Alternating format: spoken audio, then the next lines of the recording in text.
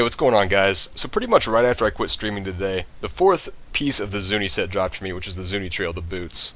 And so I wanted to jump on and make a quick video, show a pretty close to finalized version of the Poison Dart fetish build I've been running on stream, and I've made a couple of videos here on YouTube about. So I want to jump on and show you that real quick. First off, I'll show you the gear and the runes that we're running, and then we'll jump into a game and show you some gameplay. So currently, the 4-piece set, your fetish army lasts until they die. So that's the big deal, we got that now finally. So we're going to run Fetish Army Legion of Daggers, which gives us 8 dagger-wielding fetishes. And then we're also on top of that going to run Fetish Sycophants.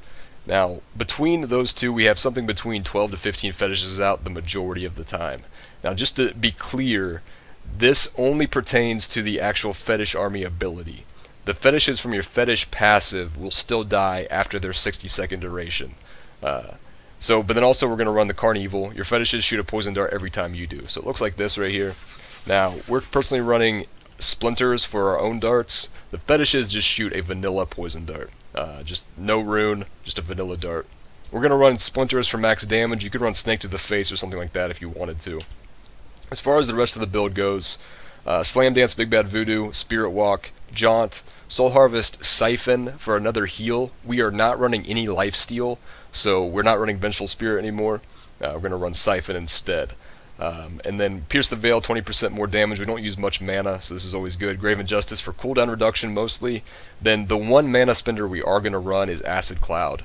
Now, I wanted to run something for a mana spender because there's no reason not to, but I wanted it to be something that did damage over time. So I tested this and Pestilence and a few other things. I really like Acid Cloud quite a bit.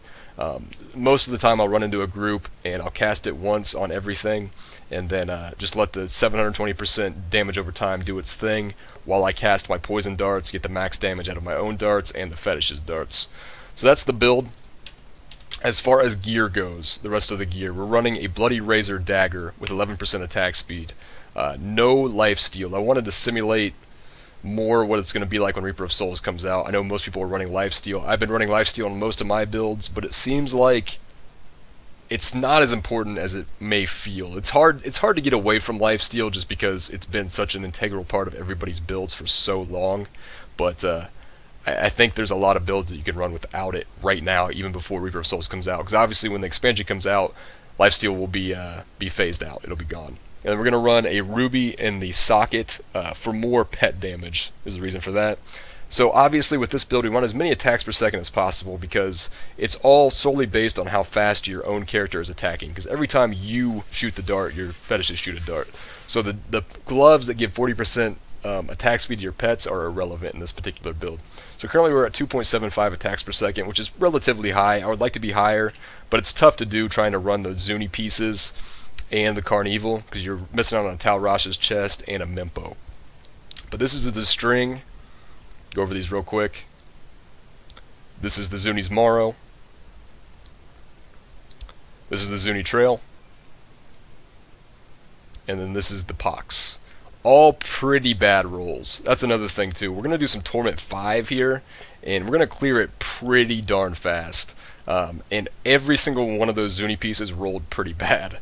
So you can imagine with good rolls how much more damage we'd have. We could probably be doing Torment 6 really easily. I actually tested some Torment 6, and you can do it without dying and do it pretty quick. But certain champion and elite packs with various combinations of affixes are going to be a problem. So there's the gear. As far as a Paragon goes, I've got max movement speed on my gear, so max intelligence here.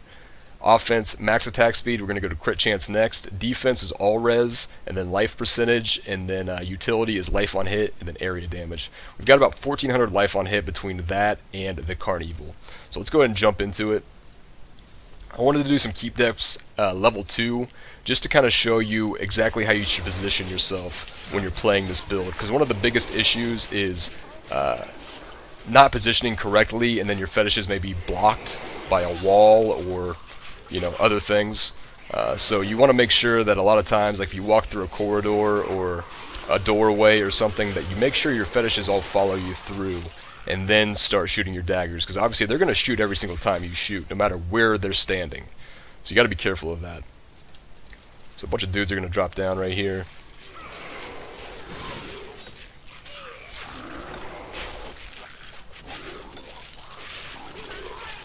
So as you can see, I mean, you know, white mobs are just getting absolutely wrecked. And this is Torment 5.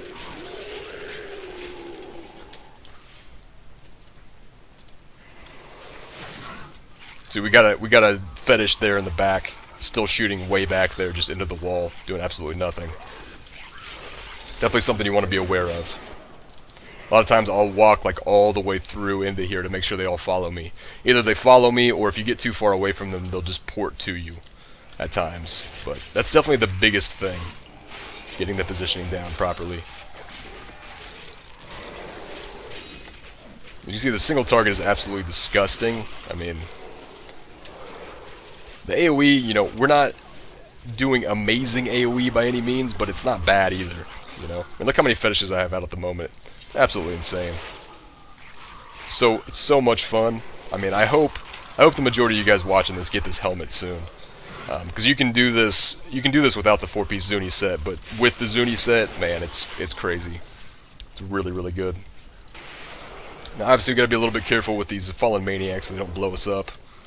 But, you know, that's just kind of one of the dangers of the job here in Keep Depths Act 2.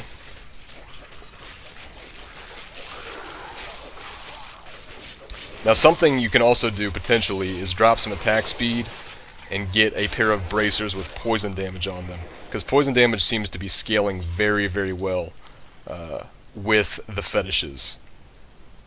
Another thing to keep in mind, too, is there's some buggy things going on. For instance, when you cast your Fetish Army Legion of Daggers, the fetishes from your passive despawn. So unless like the majority of your fetishes from the rune are dead, you don't want to be casting it. Because if you say you got like 7 or 8 fetishes out from the passive, they're all just going to die right when you cast that. So I don't think that's intended. I don't think it's supposed to be that way, but that does happen. Like here, I'll do it right now just to show you. See, a bunch of them just died right there. So be wary of that. Another thing too is a lot of times when the fetishes get into melee range, they will continue to just sit there in melee and continue to attack in melee range, even after you start to shoot daggers again or shoot darts again, which can't be intended, as far as I know. I mean, there's no way it can be. So it doesn't always do it, but there'll be times where they'll go into melee and start attacking. You shoot a dagger, and they'll just sit there and continue to attack in melee. So you gotta be wary of that a little bit. And that's not a big deal until you start to stack a bunch of poison damage. If you're stacking poison damage, then it's an issue because you're losing out on damage. Because the majority of the time they're just doing physical damage opposed to poison. So as you can see, that pack, pretty stinking easy. I mean, really not much to it. Just dodge those laser beams and you're good to go. We want to get all our fetishes in here before we start shooting our darts.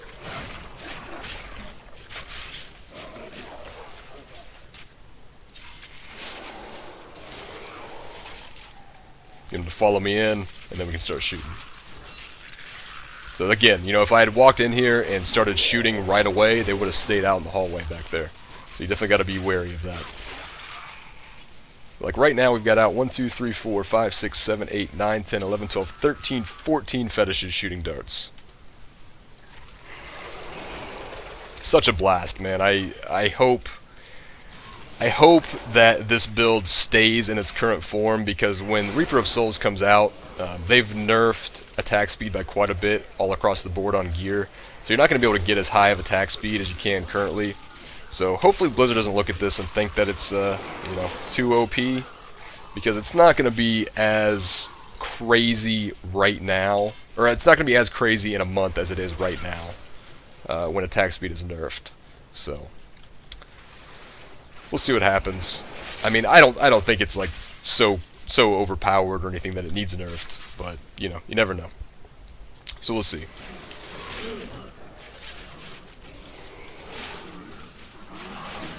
I do think, though, with probably like 3 to 4 upgrades, I think we're doing Torment 6. And we're doing it at a relatively efficient rate. Because, like, really, this is pretty efficient for Torment 5, to be honest with you. Like, I haven't played a build with Witch Doctor yet that kills this quickly.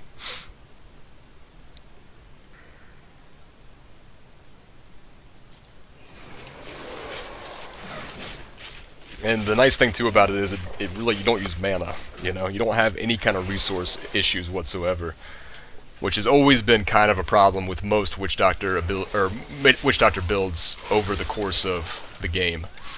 So let's drop the big bad voodoo here. We got some thunderstorm we got to be careful of more than anything. Thunderstorm is pretty nasty.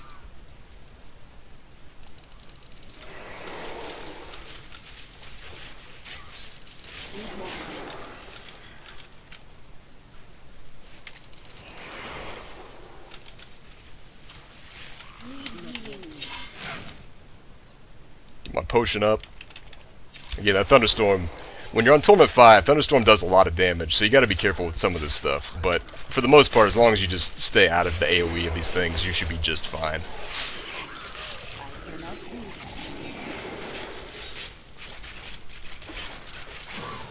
Really pretty easy.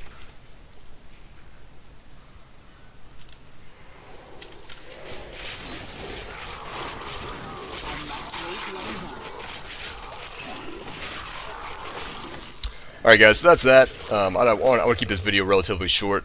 So, I mean, I think it's really efficient on Torment 5 so far. I mean, with a couple upgrades, I'd be speed farming Torment 5, I think.